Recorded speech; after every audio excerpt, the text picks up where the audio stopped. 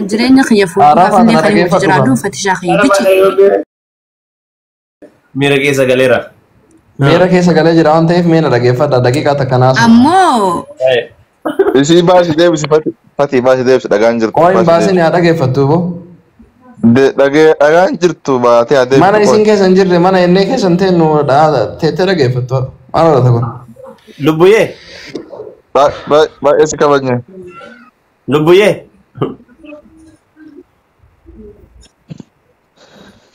Lubbuye asarda guuteya nama jaalataadha jaala gubbatti jaala labsanii atilleen dogongorte eeshi kanamee suutuma arsiinsi kenna ammaa fi waan amma kabajamaan taa'i waan Lubbuye isin jettu dhagaye deebii galatoomii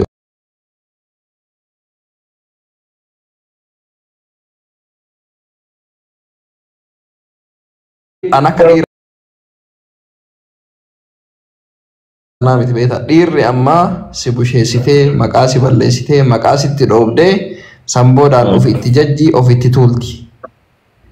Ani garuu bifa barateen bifa ammayyaa'een kasoballee hin qabne ani dhiironni hedduun ni jiranii mana hedduu seenee jira lafarratti illee miidiyaa irratti illee hiriyoota babbareedan hedduu qaba garuu bakki manni ani yoo seenu jaalala ibsachuus haa ta'u waan biraa xiqqashoo miira gadi aantummaan dhagahamu mana fattaashoo jechuun ani bifa barateen isuma itti faarsaa jira kitaaban dubbifamin intala keessa kaayanii takka naa qabadhu lammee isoo immoo warri emoojii kolfaa kaa'aa jirtan maa jaalataa maa yaada ofii walabaan ibsataa natti fakkaata ani hin qoosne nama 700 irratti hin soowuramne intalli tun akka nam tokkotti natti dinni tolti bakka guddaa qabaa fi magaalaa dhaabbii tolti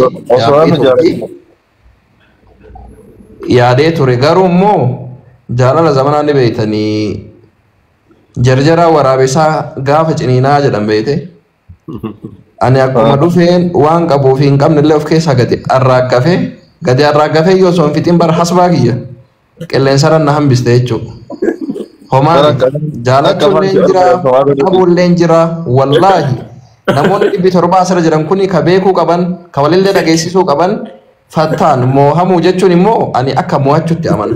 Isuma wajjinuu dirree dorgommii keessa seenuun jalqabumaa ulfinnaa beektaa abdi. Gurbaan akka biyyee nyaattu bareeda kunuun argita. Anamma yeroo hedduu namoonni dhufanii gumaa baratiin bareeda.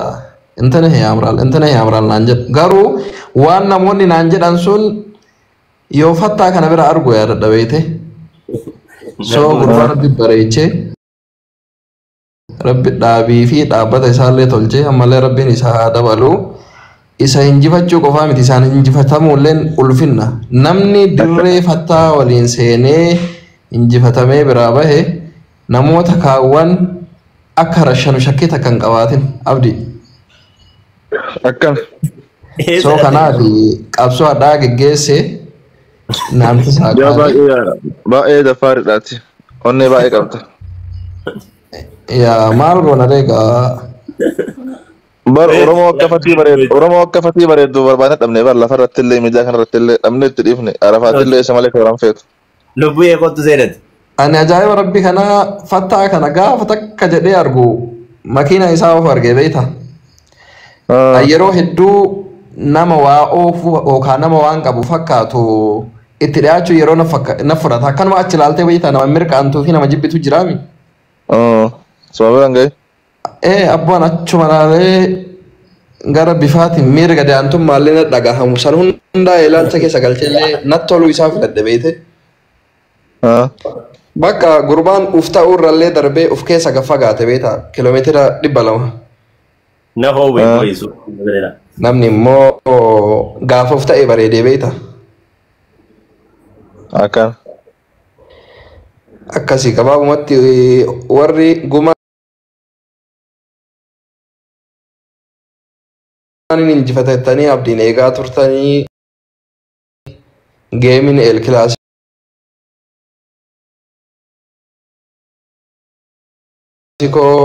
injifannoo yookaan olaantummaa fattaatiin dhumatee jira. Yeroo dhugaa walii galchina kaa'anii fattaan mo'atame jechuun immoo abdiyyeen mo'atame jechuun miti kan inni illee amanuu qaba akkaan si amanetti.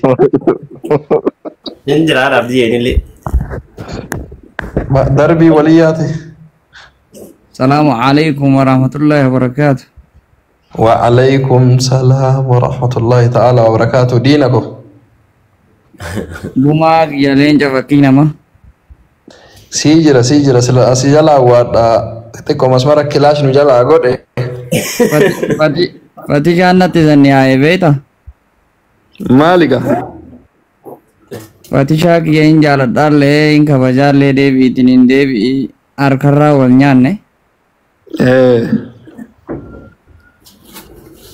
Deemee kinoo wannoo isaa dhaqee beeta ani diingatuma keessa rabbina buuse beeta. Seenee illee. si qofami eenyu hibatta anillee hudduu warri seenee ba'e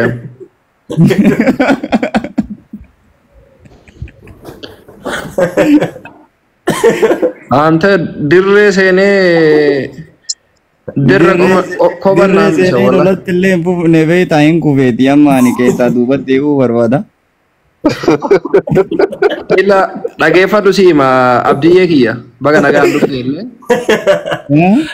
amma anaafsi beeyta injifatamtoota akka lama injifatamne garaagarummaa qaba injifatamuun kenna. Yaa. Ani dirree seenee injifatame ati osoo dirreen seeneen injifatamte beeyta. Lakki dirree seenee kowaasii galchi jedhee luqan namni liqee beeta. Meedaa ba'uu barbaada. Abboo ani takkaa dubartii faarseen beeku na faarsan malee haa xiqqaattu haa guddattu wajji nyaanne waliifillee naatoo qabna hawaasummaa keessa waliin jirra na beeyta abdi. Intala kana fuudhee itti uftuulee yaada muraada kee guutaa mataa ol si qabaa jannata lafa kanarraa si garsiisaa waan oromummaan qabduu fi waan arsoomni qabduun illee si tabsiisa jedhee wanti ani iftoominaan itti himin hin jiru beeyte.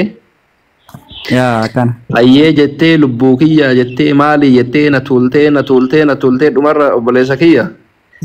Dubbii maal jettee naa eegalte beeyta? Ayyee badabbo. Fadha obboleessa koo naan jette miira keessa seente namni gaafa miira keessa machooftuun waan hoota lafoo garaa qabdu darbattii jedhan beeytee Oromoon. Intalli tun jalqabaa kana dhageeffattu. Adaayisiin afaaniin miira abbaa warrummaatiin haa ibsattu malee keessa isii miiruma obbolummaa ture. Ergaansaa tokko lama booda haasa'ee riizaaltii injifannoo eegu gabaabumatti obboleessa ishee akka ta'e naa himte beeyta dhaabatan naa awwaalta. Laa ilaaha illallah. Ila dhiirri nu hordofaa jirtan kamana kana keessa jirtan illee an dhiiraaf kabaja qaba. Dhiira dubartii jijjiiru dhiirri dhiira ta'uu qofaan ana bira kabaja qaba. Siigalee garuu wanti ani dhiiraa dhaamu ilmoo dhiiraa haadha namaa ta'u wallaatee nagadi fageessinaadha saniif xiqqoo dubartii jala dhiira jabeeffate beeyte. Dubartiin takka dhuftee haay biroo yookaan obboleessa koo itti yaada ishii ibsannaaniin ati hin jirtu maatiin kee bochifachuu qaba. Wallahi kuma ani baannibatti siima sakkaraallee jechuun akka nama tokkootitti akka nama nu hin qabne jennee Finfinnee kanallee naannoo jiraannu kanallee ittiin boonnu si isiin ammujattii sana yoo xiqqaate guyyaa 3 guyyaa 4 meedaa keessa tabsiisee jira. Ati guyyaa har'aa kanaan duwidi keessa cituun baay'ee tokko gaddaa baana wataala. Obboleessa kiyya dhageeffadhu ati guyyaa 3 guyyaa 4 gatii kafalta. Ani daqiiqaa 3 keessa yaada kiyya ibsadhee laphee isii banaa godhee akkana dhageeffattu godhee osoo deebii gahaa deebii quubsaa deebii ana mataa ol qabee fattaa mataa gadi qabu naa deebisi jedhee an eegu mataa na dhaabdee asirraa buute. Fataashoo seensi simee seensi fataashoo ani waan jiru asumarratti agarlasee meedaa isii keessaa bahuu barbaada. Ilaas jalaa lakkoofsa 11 barreessiti. Bare wanni isin mo'amtanii fi maal mo'amtan beeytanii yoo wannaa malee seera malee kan tarsiima malee deemtan jechuudha sigire. Namni tokko kan wal jaalatuun yookaan bareeduma osoo hin taane waa wayitii jaalatuun immoo kennaadha. Kanaaf osoo seeran sirnaan deemtanii hin mo'atamtan waan taateefi kan mo'atamtaniif amma fakkeenya gumaan fatii gad ta'e miti garuu dhugaa.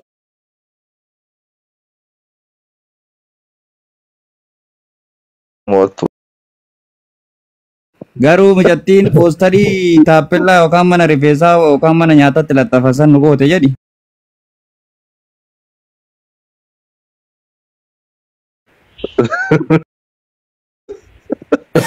Yoo seensaam uummata akka lama jedhaan Maayitii noo seenti jedha maal gooteetti.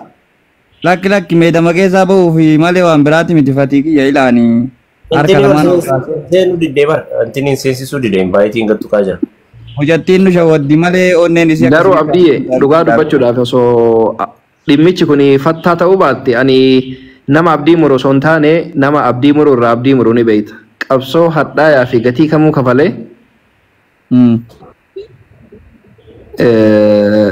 at least akka isin na wajjin haasoitu dirree carraa wajjin haasa'u akka argadhu itti fufa ture beekta.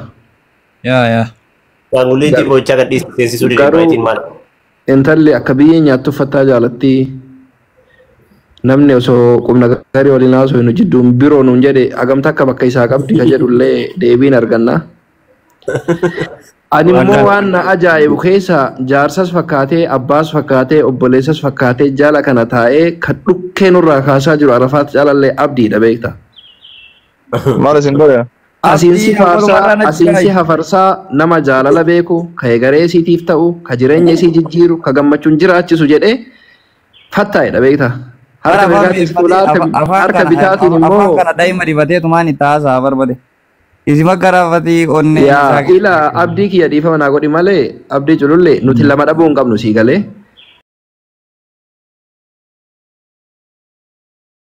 Qilleensa sa'a kanatti saayikoloojikaalii rashanamnee jirra nama lubbuun jiru miti.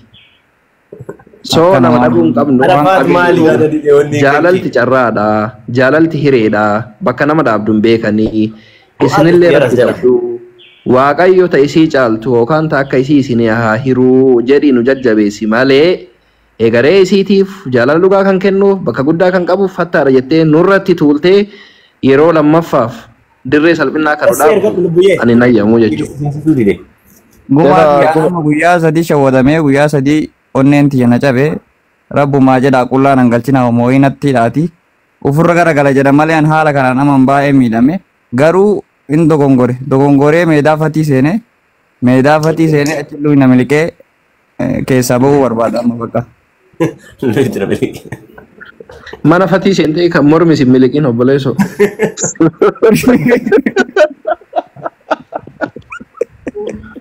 Mucaa bara hoteelli booyullee arge hoteelli kolfullee arge beektaa yeroo itti dadhabin wiiknasii isaa sogee dhabean. Amma waa haa goonu abdii kiyya abdii lamaanuu fattaatillee abbaa manaati waa takka naa rakkadha. Gara siin argadhu lubbiyyaa siin seensisuu dide invaayitii. Waa takka isin rakkisa. Jaalachuulleen duruu jira dhabuulleen duruu jira. Rabbi cittoo uumee kotteellee bira uumee jedhan beekte. Yaallee yaaliin kenna milkaa'uu hin dandeenye kana booda isiin nuuf haraama siif halaala. So ani amma sa'a kanatti bultii yookaan hariiroo jaalalaa barbaada. Osoma naggaadee aananillee taate waan barbaada. Aanan hoota? Nama aanan karara gurgurlee osoo taate adaamaa naannoo hani kanan heddummaatu. Sila ta'aanan qabdu moo ta'aanan gurgurtachuu keetu? Ta'aanan gurgurtisin jedha hattan.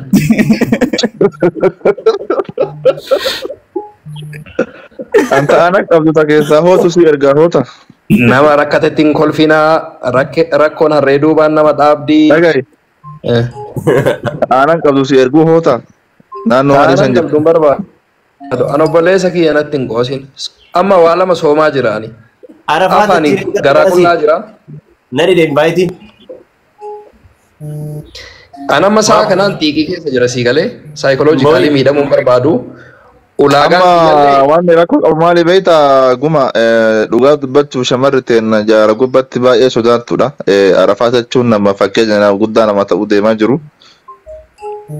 Shamarri Oromoo akkasitti jaalala keessaa baaftee osuma nama jaalattuu himuu hin dandeettu. Shamara meeqas jaalasitti himuu hin dandeettu beektaa? Wantoonni akkii sun heddummaatee waan jiruuf wanti har'a Abashaa nu caalteef jaala ibsachuu qofaani. So nu caala bareedu hin taane jechuudha. Dhiira Oromoo keessa illee hin jira. shamarri Oromoo yoo nama jaalattu jaala ibsachuu hin dandeettu. Fakkeenya Arafaa tuuladha jaala ibsadha. Nama tokko jaalattan aboo ansi jaaladhee jira jedhaani. Shamarran meeqatu gumaa jaalata? Shamarran meeqa abdii jaalata? Kan itti himachuu hin dandeenye jechuudha. Kanaafuu dhaqaatii himadhaa. Dubbii jaala yeroo ammaa kana ibsatan qofa kan namni sirraa fahamuu danda'u jaala ibsadhaan tattaa'ina. Isinillee nama jaalattamu jiraattan dhaqaatii ibsadhaan sodaatina yookaan hin koorina. Zigaal isa deemaa ibsadha. Mee asuma keessa yoo xiqqaate nama 460 jirtanii namni yaada reefuu Arafaatiin ibsadhee harka wirqii ta'e san namni na wajjin hariiroo keessa seentanii hojiitti hiikuu dandeettan lakkoofsa barreessaa. Namni na wajjin bultii jaaruu barbaadan hariiroo jaalalaan na wajjin keessa seenuu barbaadan lakkoofsa tokko barreessaa. Namoota lakkoofsa tokko barreessan kana keessa Arafaat jiraannaan kana boodaan lubbutii abbaa malee hin dhiisu. Naa of qolchitaatillee fattaa. Carraa amma kennaa jiru kana keessa